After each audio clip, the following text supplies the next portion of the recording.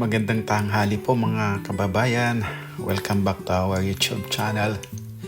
So magpapalipad po tayo ngayon ng ating drone na medyo malamig, no? Medyo mataas na tumaas yung temperature ko natin ngayon, kaya I think negative 10 degrees Celsius po yung ating temperature. So sinubukan ko po magpalipad at ito, para makita ho natin kung ano na po ang kalalagayan ng ating pong kapaligiran dito po sa Winnipeg. So ayan po mga kabayan, pinapainit ko muna kasi malamig, so kailangan painitin muna natin yung drone bago natin paliparin ng mataas. Ayan po.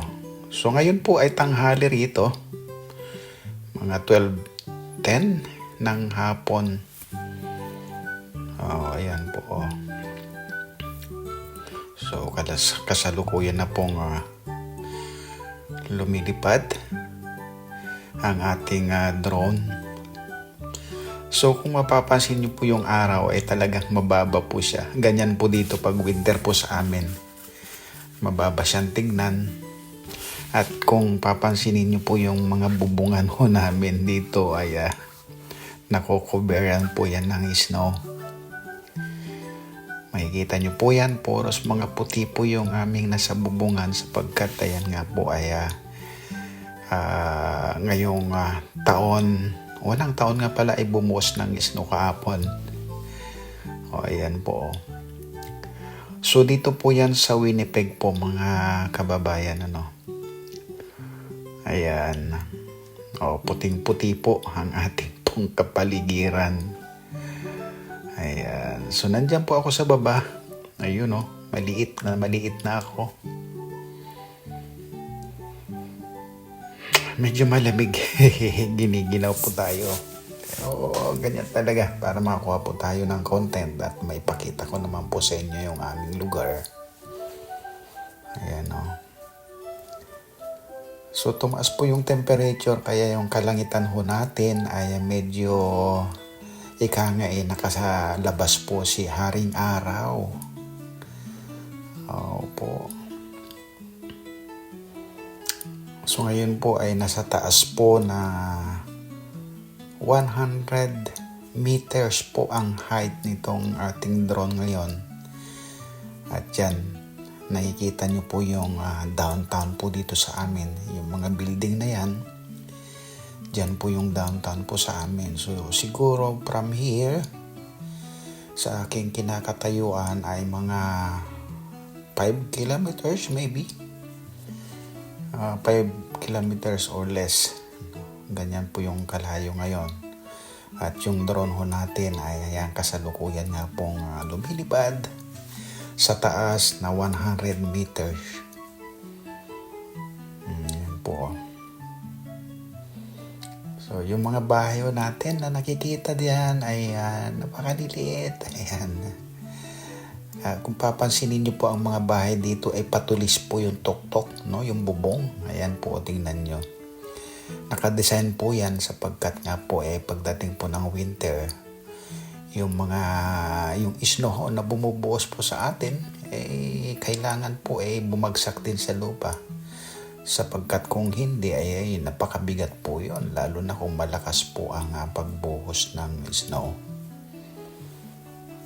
So ayan po mga kaibigan, ayan. Makikita niyo po ang liliit po ng mga sasakyan sapagkat napakataas po yung ating drone.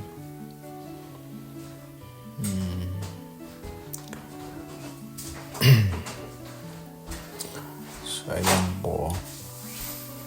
Ayan. So ganyan po yung sitwasyon po dito po sa amin pag winter.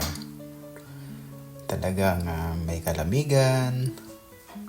Buti na lang ngayon ay mataas po yung temperature po natin, kaya nakakuha po tayo ng drone dito sa labas ngayon. Puting-puti, di po ba? Ayan po, yung mga puno natin talagang wala na pong dahon yan pagdating po ng winter. Kung makikita nyo talagang kalbong-kalbo na. Katulad ko pong kalbo na rin. Ayan, sapagkat malamig lagi naka-sombrero kaya nakakalbo po. O, ayan po.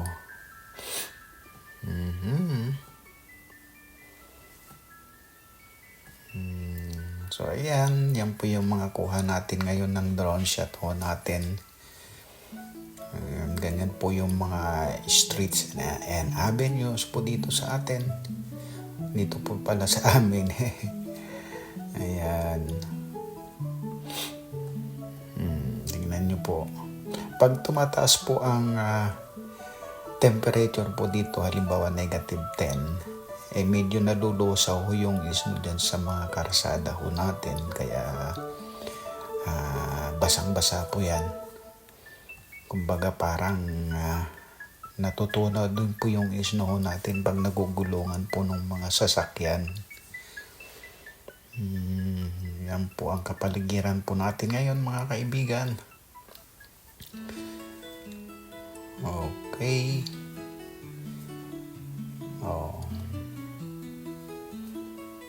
Puting-puti ho talaga yung mga bubong ho natin. Tingnan niyo po yung matutulis ang bubong na tatanggal kaagad ng snow. Pero yung medyo flat ng konti nandiyan pa. So, ngayon naman January pa lamang. Kumbaga ngayon pa lang magsisimula ang winter dito. Kaya sana po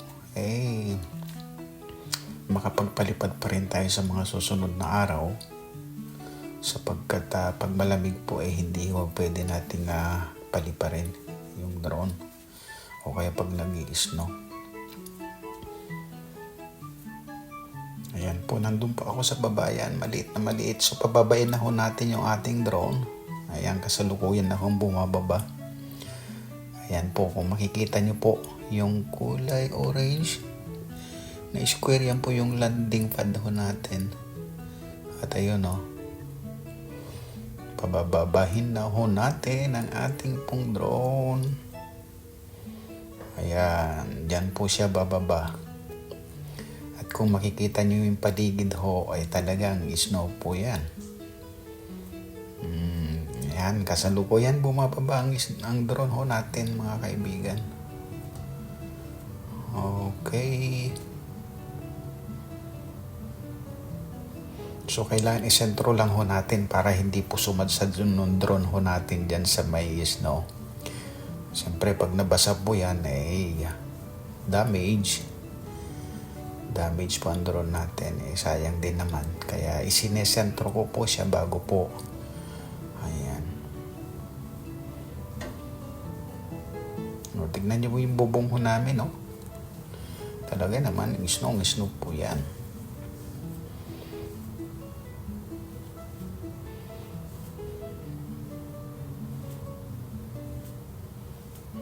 Okay, so pababain na po natin. Ayan na po, bumababa na po siya. Ayan. Giniginaw na po yung aking kamay. Malamig. Okay po mga kabayan, thank you po for watching again. At sa mga susunod pong ating mga videos, tingnan ho natin kung magpapalipad po tayo mamayang hapon. Tingnan po natin yung sunset. Kung makakakuha pa tayo. Thank you again so much mga kaibigan.